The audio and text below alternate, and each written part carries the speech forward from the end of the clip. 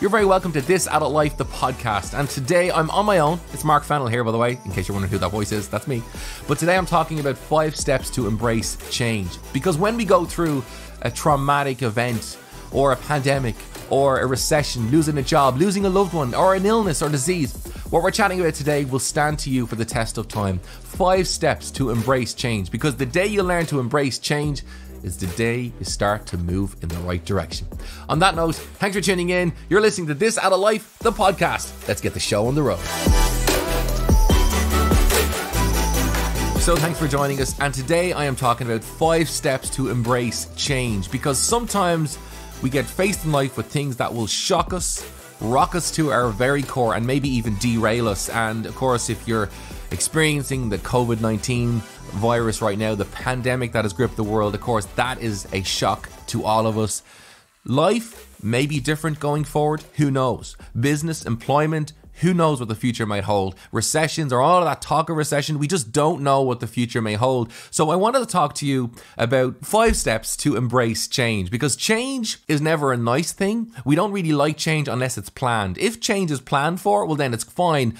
But when we are faced with these atrocities in life, and this is not just about COVID-19, I'm not just talking about the virus, but what I am actually talking about is whenever in life. I think today's episode will be relevant for whenever we go through a shock, or even a trauma, or an event, or a challenge, or something that has knocked us for 6. Whenever we go through something like that in life, that is what today's episode is all about. I talked about in a previous episode, the last one, in fact, you can go check it out, about fear, anxiety, and uncertainty. But today I want to talk about the shock and how to adapt, because one of those things of, when it comes to a virus or a pandemic is, it's what to do next, or even what to do now. The shock can completely derail us. So that's what we're talking about today, because when something like, we'll say, the pandemic or a recession comes, global fear hits us like a ton of bricks, the bottom line is this: we're going to have to embrace change. And the quicker we learn to embrace that change, it's the quicker we learn to move forward, but it's also the quicker we learn to have that a little bit of fulfillment in life again, a little bit of sense of purpose, sense of direction, and it brings back the pleasantries of life again. Now, it's not overnight and it's not going to be easy, but at the same time, the sooner we learn to embrace the change and adapt to that change, then we can start to move forward in the right direction. Unfortunately, if we don't embrace the change, we can stagnate, we can stand still, and just, rather being proactive, we become more reactive, where we just are reacting to whatever is happening. But when you become adaptable to the change, you are now in a state of proactive, so you're starting to move forward in the right direction.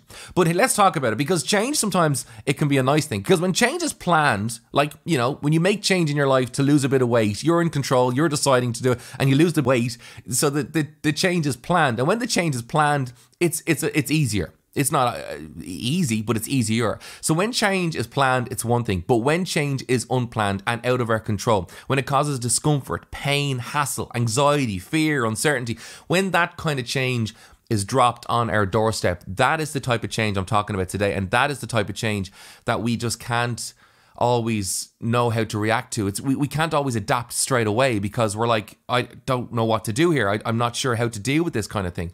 So it's that change we're talking about. The type of change pandemic will do to the world, the type of change recession will do, losing your job, God forbid, getting a sickness or a terminal illness. Those type of changes we cannot control, but sadly, they're the hardest thing to adapt to. But I hope today I'm going to give you 5 steps that will help you embrace change and will help you adapt to the change. And on that note, I have a dictionary quote which I'll share with you, and I think it's worth noting. And this is what the dictionary says about change. It says this: to make the form, nature, content, or future course of something different from what it is, or from what it would have been if left alone. And I want to focus in on the future course, because that is the thing. When change comes and affects our future course, which means tomorrow, our next week, our career, our job, our business, our well-being, our mental health, our family, when something comes in and affects the future course of any of those things, it gets our attention. And it may shock us initially. And I'm going to ask you this question. It's like, and it's a question I say this to me as I say it to you. And when I'm talking on these podcasts, to be honest, I'm talking to myself, because look, this thing knocks us all out. I mean, it was a left hook we didn't see coming, you know. But what I will say this is that we all want to be in our comfort zone, our happy place, as it were. The comfort zone is where we're not being challenged too much. It's a place where we're watching the Netflix, it's chilling out on a Friday night or whatever it might be. The comfort zone. I'm not just talking about physical comfort. I'm talking about where nothing is challenging you in life and you're just coasting along would be considered the comfort zone. You've got an inner circle, which is your comfort zone, right? That's the easy place to be. That's where we default to. And that's where if someone said, oh, I'll give you €1 million, the reason we play the lotto is so we can remain in our comfort zone and live a very easy, content life. However, what you'll probably find is you can lack a sense of fulfillment and purpose if you reside in the comfort zone long enough. But outside that zone, the larger circle is what's called the growth zone. And this is where you grow. This is the zone where you're now moving in a direction and it's taking effort. It's not always easy. And to be in the growth zone is where you grow as a person. So you've got your 3 zones. You've got your comfort zone, which is that inner zone. That's like your green. Outside the comfort zone, you've got the growth zone. That's like your yellow. And then outside that again, you've got your red zone, which is your pain zone. Now, comfort zone, it's okay to be in every now and then when you go for a holiday or whatever you want to do. You know, you go for that holiday to chill out, not to be challenged, not to be stressed, just be in a comfort zone, just to coast for a time. And it's good to take, time out. But you don't want to stay long-term in a comfort zone. Generally, where you will be most fulfilled is your growth zone. And what I mean by growth zone is that's the place where you're moving forward, you're working on something, you have a sense of fulfillment, a sense of purpose, but most importantly, you've got a direction that you're working toward, the growth zone. And outside that is the pain zone, the red zone. And sometimes you might go into the pain zone but come back to the growth zone, and that's okay. And sometimes you might go into the comfort zone and back to the growth zone, and that's okay. And that's the ideal. However, when change comes along, when something horrific, a pandemic, a recession, an illness, a disease, a sickness, loss, pain, heartache, any of those things come, the change that they bring to our lives can knock us straight into our pain zone. We're overwhelmed. We don't know how to adapt. You see, growth is a little bit more structured. There's a plan, there's a method, there's a purpose to what you're doing. But pain zone is just where this thing pushes you completely out of your comfort zone. You don't know how to adapt, you don't know how to grow, you don't know how to embrace this change. You're in the pain zone and you are knocked for 6. You're in a state of shock. That is the pain zone. When something comes out of the blue, like the things I mentioned, pandemics, recessions, etc., etc. So the pain zone is a place you don't want to remain. Are we trying to get back to the comfort zone? Well, we're trying to get back to the comfort zone or the growth zone, but long term, the growth zone is where you want to be. And we'll talk about this. But a lot of us right now, with the news that's happened, and as I mentioned in an earlier podcast, the one previous episode to this, go check it out, about fear, anxiety, and uncertainty. We talk a little bit more about the pain zone as such. But the pain zone, the red zone, is because right now, with what's happened in the world, and this is relevant throughout our lives, because things may change in the future. Something might knock us for 6 in 5 years' time, 10 years' time, or who knows, next week. But right now, it's relevant because the pandemic, talk of recession, people out of work, no income, mortgage to be paid, bills to be paid, lots of different variables, and that pushes us into an overwhelmed state, which I call the red zone, which I call the pain zone. Because, the current course of life and business has changed for many, many people. And the future course of life and business has changed for many people. So not just the current state, but the future state. Because who knows how the world will be, life will be, our business will be, even when lockdowns are lifted and we go back to some sort of norm, that there will be a new norm and there will be change. There's change right now, there'll be change right then. So we have to learn to embrace change. I mean, it's not easy, I'll be honest, because I'm like, jobs I had on, places I had to be, things I had to do, all gets cancelled. Now what do you do? How do you spend your time and structure your day and all this kind of stuff? Now, we've talked about this in previous episodes, I don't need to go over it again, but it definitely brings about change. But what happens is this, there's 3 types of response. You've probably heard about this before: the fight, the flight, or the freeze. You've probably heard this before. And we react. So if a man yielding a gun jumps down in front of you and puts a gun to your head, there's 3 types of reactions. There's the fight. Some people will fight. The fighter wants to stand up, fight for their safety, whatever they can do, they'll fight the person. Then there's the flight, the person who wants to run away from the threat, get out of there, just get away from it. And then you have the freeze, the person who just freezes, emotionally shuts down. Emotionally, they are now escaping themselves inwardly. They're just locking themselves away mentally, and they just freeze, literally freeze, because they're overwhelmed. So, the flight, the fight, or the freeze. And the thing about it is that can happen when someone, God forbid, if it ever happens, someone puts a gun to your head. But we also react in the same way when something like a pandemic comes along. Because here's what can happen. There's the person, the lockdown is announced, or someone loses their job, or a relationship breaks up, or a business closes. There's all these things that can happen, or someone, gets hurt in our family. The fight, they want to go and fight the person, challenge the situation, confront the situation, deal with the situation, and get stuck into, hang on a minute, I'm not going to let this, overwhelm me. And that's the fighter person. And, when it comes to like a pandemic, they want to kind of do whatever they have to do to protect themselves. The fighter person might even go and take the last, toilet roll. We've seen the stories in the shops of people fighting over toilet roll. The fighter will fight for his and hers, and they'll go without doing it. Then you've got the flight, the person who wants to run away. They'll jump into bed, pull the covers over the head. They'll just want to get out of there. They'll go through a form of escapism. They might just watch TV. They might binge watch things. They might drink too much or overindulge with food or whatever else, because they just want to escape the feelings and the emotions of this threat. And then there's the person, the freeze, and they're pretty stunned. They don't know what to do. They don't want to stay there. They don't want to fight it. They don't want to run away. They just literally are emotionally shut down and go inward. And the question is then, well, look, what is the right reaction? Is the fight or the right reaction, the flight or the freeze? Well, the answer is who cares what your reaction was? It's about now, because we can get lost in, I wish I shoulda, woulda, coulda, I shouldn't have done this, shouldn't have that. So often, when you're talking to people, there's no point in regrets. There's no point, look, what happened, spilt milk, under the bridge, whatever you want to say it. Bottom line is, whatever way I reacted is not even relevant right now. And I'm not even going to say there's a right reaction, because there's kind of flaws in them all, to be honest.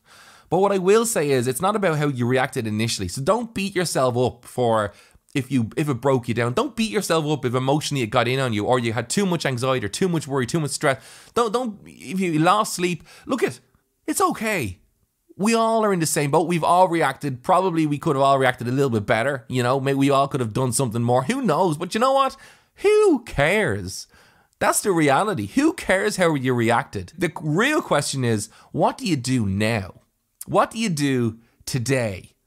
And that's what I wanted to talk to you about, because when we want to embrace change, it comes down to a few, and I have 5 steps to embrace change. 5 steps that will stand to you for the test of time for the rest of your life, hopefully. So save this podcast, share this podcast. I might even help people out there. If you do share it, by the way, tag me and let me know. I always love to see that we're helping people, and it's really encouraging when I see people screenshot it and tag me, whether it be on social media or whatnot. By the way, on that note, if you are on social media, connect with me on Instagram. It's just markfennell.ie, or the website, markfennell.ie, Facebook, the same name, markfennell.ie. Anyway, just connect with me. Side note, let's not get sidetracked. But anyway, on that note, who cares about that reaction? The reality is what you got to do right now. The real key, and I've kind of touched on it already, is the real key to embracing change is your adaptability. That is the real key, your adaptability. Being able to adapt to a new norm, to a new scenario, a new situation. God forbid someone gets cancer and they've got to go for treatments. They have to adapt to going for the treatment. And then obviously there's the fallout from going for treatment for cancer. The things they've got to deal with after that. The lots of side effects and so forth. Adaptability is key, psychologically, emotionally. We can't always control our physical being, but we can control how we think. And I'll talk to you about those few steps in a minute.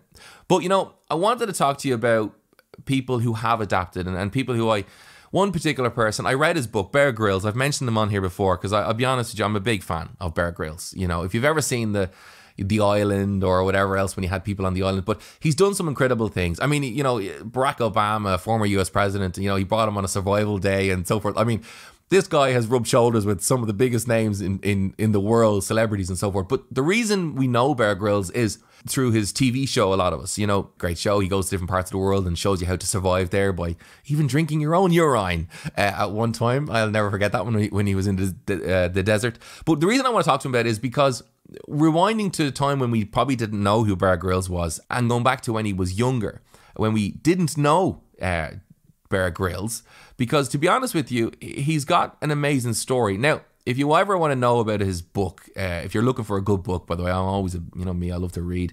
Definitely a book I'd recommend to you is Mud, Sweat and Tears. It's definitely a brilliant, brilliant book to check it out. So Mud, Sweat and Tears by Bear Grylls. It's a brilliant book. It's his whole story, but it is an inspirational book. But anyway, going back to the story, when we didn't know about him, his name, by the way, was Edward Michael Grylls. And he's born in 1974. But anyway, Bear Grylls is how we know him now. What happened to him was he was into scouts and he did very well there. He was into Special Air Service, but he had a parachuting accident in 1996. And it was one of his darkest times of his lives. And he shares this. He said, throughout my whole life, it was one of the darkest times I ever remember. But however, it became one of the most pivotal moments of my life. Because what happened was he had this freak accident. He was parachuting. He broke his back in 3 places. And he went through like military rehabilitation in the UK, and it was just a horrific time for him. But when you read the book, you'll see the story. He says, I was lying on my back and I saw this picture of Mount Everest. And I said, I'm going to climb Mount Everest. And what's amazing about that story was at that state of time, that state of mind he was in, his scenario or situation was, the doctor said, you may not even walk again. If you walk, you may walk with difficulty, with, canes or crutches. But he's there now saying, I'm going to climb Mount Everest. What was incredible, he had this, should we say, adaptability. He adapted to his physio, he adapted to what he needed to do, but he had this incredible focus. And he adapted to the challenge at the time, so much so it didn't rock his confidence, it didn't rock his, should we say, self-belief, and it didn't rock his soul. I mean, it shook him, but it didn't knock him off keel. He didn't fall into a state of depression. He had a focus and he adapted. Right now, he's on his back in a bed and he may never walk again. And he adapted to that, but he adapted by putting a focus in front of himself. And I remember from an interview, people said, but what if you never did climb Everest? What if you never were able to walk again? He said, well, then I just would have changed Everest for something else. He was pushing himself to get through the hardest time of his life by saying, I'm going to get through this. And I think that was what made him so resilient, was not just his resilience, but his resilience was so good because he was adaptable. It didn't take his joy or his self-worth. He was adaptable, which was pretty incredible. But this is so true in life, because when I look at, say, someone like Conor McGregor from his training or what he does in the ring. Now, I'm not talking to you about what he does outside the ring. I'm talking to you about his training regime and what he does inside the ring. Here's a man, right? Now, we all know Conor McGregor. He's literally a household name, famous for, that famous left hook. But at the same time, he's a mixed martial artist, if you haven't heard of Conor McGregor. And he was the first Irish-born UFC champions ever. So the first one to win it for Ireland. But what was amazing was this, right? He has been able to adapt. And it's one thing you can notice about the guy. Because he has gone from being featherweight to lightweight to being welterweight. He's fought people like Nate Diaz, who had a certain type of fighting skill, Jose Aldo, and then he's changed it completely up, changed his whole body and his performance level to adapt to a boxing fight with Floyd Mayweather. So the incredible thing is he's adaptable. He's not just pigeonholed into being like just a lightweight. No, he changed his body, his regime. He changed his fighting capabilities. And this is true for any great fighter. They adapt to the fighter they're fighting against. So if they're coming with someone who's strong on their right foot and quick with their right hook, they'll adapt to that fighting technique. But then if you're fighting against someone who is, great with grappling on the ground, they have to adapt to that. And with mixed martial arts, it's a completely different formula, completely different training regime. And even muscles in your body have to be adapted and strengthened and technique. And so much has to be ungeared, should we say, removed from your brain of thinking. Because a lot of athletics, a lot of, when it comes to fighting particularly, and I know from our own, Katie Taylor, she's shared this, that you get so trained, it becomes like muscle memory. You don't even have to think about how you react. And that's what makes it so fast, but that's what makes you so good. It becomes like muscle memory. But when you're changing and jumping around different weights and finding different opponents, you've got to change a lot of that muscle memory to, instead of reacting in this way, I've now got to react this way because they fight different to my last opponent. So when it comes down to that, that's adaptability. And that's what makes for great, athletes. That's what makes for great fighters, for great football teams, for whatever sport, you find yourself in, the adaptability. Even on a golf course, you adapt to, okay, there's a wind coming in from the right. I was playing against the wind from the left yesterday, or, this is a different part to that part. Like, no matter what distinction of sport you find yourself in, I'm not a golfer, by the way, so Please excuse me on that one. But it is so true because the variables change. How good you are dealing with change is how good you're going to be when that change comes. So learning to embrace the change, even when it's not in our control, but it's out of our control, that is the real key to success. And you can look at any great fighter. You know, you can look at any of them. And it's not even just the fighters, but it's just things in life. Even with the businessmen and women of the world, the really, truly successful people. They've been able to adapt when there's been a boom, and they've been able to adapt when there's a bust. Dealing with recessions and different things, you know, when from boom to bust. Like I read a book, Tony Robbins, called Unshakable, and how to kind of get your affairs in order, you know, financially, and what to do in this scenario, in this kind of economic climate, and that economic climate. And an interesting read, but it talks about previous and people from the past who've come through these times. You know, Warren Buffett is another person, amazing. He's adapted over the decades to different things. So when it comes to sports or finances or any of these things, but even in relationship, even when you get married, there is change needed and change comes because you now have to adapt to sharing your life with somebody else, you know, sharing your wallet with somebody else. So change will always come in different shapes and forms. The real key is adapting to that change, being adaptable to the change, being able to embrace the change, not seeing it as a problem, but seeing it as a challenge more so. Now, easier said than done when you look at the world today and say, oh, well, I'll just adapt to pandemic. You know, it's fine. I see it as a challenge. No, I mean, there's challenges and it's challenging times, but it's having the confidence to know that, look, whatever this is, I don't know how to adapt, but I'm going to have an attitude of, I will adapt to this thing. I will embrace the change that it's bringing, because if you try and resist the change is coming anyway. You can't resist it, you know, and the longer you resist it, you'll frustrate yourself, you'll upset yourself, you might even become depressed because you're not able to control it. We cannot control always change, but what we can do is we can embrace the change. And I'm going to give you 5 steps, as it were, to really embrace the change and come out that little bit stronger for it. And even if you're not someone who's used to embracing change, well, you know what? Hopefully with these 5 steps, you'll be able to. The first step to embracing change, okay, the very first one is acceptance. And I've kind of touched on it a little bit already. But the first thing you got to do is you've got to accept it. This is the new norm. We don't even understand it yet, but accept it. Because you know what so many people do? So many people will kind of pretend it's not happening. So many people will say, oh, we'll get back to normal in a month's time. And then a month comes and goes, and then they're not back to normal, and they have a meltdown. Understandably, because they built themselves up for this moment. You know, never put times on things. But what happens is when you can say, look, I don't know how long it's going to last, but I'm going to adapt to it. I'm going to accept this is the new norm. Not try to resist it, not try to pretend it's not there.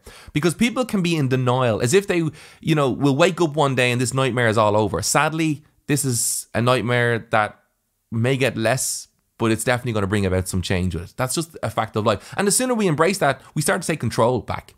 But accept that this change is long term. You know, it'll be greater change initially, but then, you know, we'll probably mellow into it eventually, we'll ease into it, but there will be change going forward in the future, because even people themselves are more aware when it comes to this pandemic. They're more aware. Or like if a recession comes, people are more aware of their spending, so it does change economies. Accept that change has always been a part of life, because whenever you look at your life, whatever year you may look at your life, change has always been a part of life. It is a part of life, will continue to be a part of life, and will always be a part of life. Change is inevitable. Things will always change. We'll never have the exact same Groundhog Day. Things change. Embrace the change. Accept the change. Accept it. And just go, look, it's happened. Cannot control it. Wouldn't have chose it, but it's here. Let's just accept it. And now it moves on to step 2. Step 2, now you look at your outlook. Your outlook and your attitude. That's what I'll put for step 2. Outlook and attitude. Work on changing your perspective on how you view the change. Because I know it's easy for me to look at, you know, when this comes along, say, God forbid, a recession or something. Your default attitude is, oh my goodness, what are we going to do? Your outlook can be bleak because the news is telling you it's going to be bleak. But you can actually control your attitude and your outlook and change them. And how can you change them? Well, you know, because here's what happens in life. So here's what can happen us. When it comes to our outlook and our attitude, when we realize that, okay, my attitude's not great, my outlook is pretty negative, understand that that's your opinion. Understand that's your outlook and your attitude. Because when you understand that, okay, I don't like it, what I have, my outlook and attitude, don't accept it if it is negative and wrong. I'm not saying like change it for this fluffy, oh, everything's awesome, positive, everything is awesome, you know, the Lego movie, because that's not realistic either. But if you identify and say, you know, my outlook and my attitude right now with what's going on in the world is not a healthy, happy one. No. Well, then identify that and then go, well, look, if it's not right, you need to change it. Because if it's not serving you well then we need to get to a place that is serving us that little bit better. Because you either can put your head in the sand, forget it's not happening, and try just, hope it'll all end soon, and you're going to stand in this, you'll stagnate. You'll be standing still and waiting and waiting and waiting. Or you can choose to face up to this and go, okay, this is the way it is right now. What can I do today? What can I change? What can I do? And I mentioned this in a previous episode, as I say about, with the fear, anxiety, and uncertainty. You've got to sometimes take control of what you can do, and taking control gives you power, and giving yourself that power of, I can control these things. There's a lot I can't control, but I can control these things. When you do that, it will affect your attitude and your outlook to be a little bit more optimistic, a little bit more positive, and that is always going to serve you that little bit better. Because uncertainty is normal, and you can never overcome uncertainty, because we never know tomorrow. We never know. Lightning could strike you in the back garden. You could be going on your walk around your home, and God forbid a car could knock you down. Uncertainty is always there. But what we can be certain of is that we do have choices. Choices that will push our outlook to a more positive one and give us an attitude of a more hopeful one. Because that is what outlook and attitude is. It's having a positive outlook, an outlook of hope, and having an attitude of hope that I don't know what the future holds, but I know I'm going to get through this. So when you look at your attitude and your outlook, step number 2, look to change them if they need change them, and start to work on them. And you build yourself up. And how do you change your outlook and your attitude? By identifying if it's wrong. Well, it brings you to step number 3. You've got to learn and grow stronger. You learn and build yourself up what will push you in that hopeful direction, what will push you towards a better outlook and a better attitude. Because, I've said this before, attitude defines altitude in life. And I always think it's a true statement. It's a great tweet, isn't it? Attitude defines altitude in life. The better attitude you have, the higher you'll fly in life. The higher you'll go in business, the higher you'll go in relationships, the better you'll be. The better your attitude, the better you'll do in life in general. And that's how strong attitude really is. So number 2, as I say, is outlook and attitude. Have a look at it, address it, and realize if it's right or wrong and what needs changing. And then number 3 is about that change. It's about learning and growing stronger. And how do you change? How do you grow stronger? How do you get to the growth zone when faced with, a sickness, disease, recession, pandemic? How do you grow? Well, what you do is you fill yourself up. You feed your soul. You feed your soul with things that are going to bring about a better outcome. For example, you might read books that have of people who've gone through adversity and gotten through it. You might listen to podcasts that are uplifting, not negative. You might watch the news a little less, because there's people and stories out there, people who've survived cancer, who've survived gas chambers in World War II, prisoners of war, people who've lost loved ones but still moved forward in life and had a good quality life, even though they suffered horrific loss. Stories of people who survived. Build yourself up by reading those stories, realizing that you're in a challenging time, but there's people who've been in worse, more challenging times, and they got through it okay. Learn from it, grow from it. When you get yourself into that state of kind of consuming that stuff, because embracing change becomes easier and easier over time when you start to build yourself up. Because what you're doing is you're reinforcing your emotional wall, as it were, your protective measures. You're strengthening yourself so that you're becoming stronger. And the stronger you become, the more resilient you become. And your outlook will change to more hopeful, and your attitude will get better because you're learning and you're growing stronger. I was talking to someone the other day, and I was talking about the story, Corrie ten Boom, and she was someone who used to help Jews during World War II, and she built a wall in her house and she hid them behind this, and eventually she got caught and was sent to a concentration camp. And she was in a concentration camp, and she was like, as soon as I get out, I'm going to help more people. And they smuggled in a Bible, and she was to do little prayers with people that would give them hope, anything to give them hope. And through a clerical error, she was released, and her whole dorm that she was in sadly all went to the gas chambers, but she didn't. She got out, and she went on to write books and help so many people. What's amazing was she could have easily gone to that gas chamber, but when you read about her, Corrie ten Boom, when you read about her and you see her story, she always clung to hope. She was always hopeful, even when they were on a lockdown, because anyone who was facilitating or protecting Jews would be sent to a gas chamber, if not shot on sight. And she ran that risk. But, regardless of that, she always had this thing of hope, of staying strong. And when you see what she came through, her sister Betsy sadly passed away through sickness when they were in the concentration camp. So she came out of there with nobody. But she still kept going and helping, writing books and having that attitude of hope. And part of it, she talks about in one of her books, she said, look, I had a resilience because I always built up the side of me that I felt was weakest. And sometimes if I was lacking faith or hope, I would build it up with things that would encourage me, not discourage me. And I think that's a lesson to learn. I definitely learned a lot from just reading up about her. So get those resources that help build you up, because they will sustain you when the going gets tough. And that's number 3. But number 4 is adapt and structure. Because, you know, you've got to adapt and structure your day and your week to implement the new way of life and the new way of business. Maybe you've never read before, but you're getting a lot from it. Well, then, you know, you need to implement reading. You need to implement structure. You know, I'm going to get up. I'm going to get exercise. I'm going to get my work, rest, and my play. You know, I'm going to have fun times. I'm going to have comfort zone times. I'm going to have growth zone times. And I'm going to avoid the pain zone. You know, where you're getting a structure into your life. You know, keeping hold of the new positive outlook and the new attitude is really, really key. And when I say structure, be structured to the point of, if in the event something comes along and tries to knock you again, keep your discipline about staying on the right track. Be disciplined about it. And if you fall down, if you have a bad day or you're depressed for a couple of days or whatever, listen, failure is not falling down. Failure is only when you refuse to get back up. Get back up and get back into this new structure, this new way of learning and growing and pushing yourself in the right direction. You may not want to do it at first. You may be like, do you remember when you see the lion with the cubs, and the lion just picks the cubs up by the scruff of the neck and brings them to where they need to go, because they're just not educated. They haven't learned that you need to go this way. And, you know, the lion will pick up the cubs and just pick them up and drop them till eventually they learn to follow. We kind of sometimes need to be like that with ourselves. Grab ourselves by the scruff of the neck and say, you need to stop watching the news, stop reading about the negative stuff, and start filling yourself up with something that's more positive, more encouraging, and learn about people who've come through challenges before in life, so that you will be encouraged that you will get through this too, to a change. And we have to be like that line where we grab ourselves. We may not feel like doing it. We may just want to stay in bed, but we need to make sure we get up and get on with it. But that does mention, I mentioned discipline. Number 5 is discipline. And that is one of those things that does come. Because going back to number 4, adapt and structure. Structure can be things like coughing into your elbow and washing your hands. You know, they're all little adaptability things that we need to do, what we need to adapt to. And you can learn about working on your immune system. You can learn about, you know, things that you can do for your business, for your family, you know, adapting to maybe homeschooling or whatever you need to adapt to. Nobody is looking for you to be perfect at these things. Always remember, done is better than perfect. You're not going to be a teacher, a homeschooler, a work from home, self-employed, optimistic guru. Nobody is. Nobody can be. Just be the best you can be and do the best you can do. Tomorrow you'll be that little bit better again.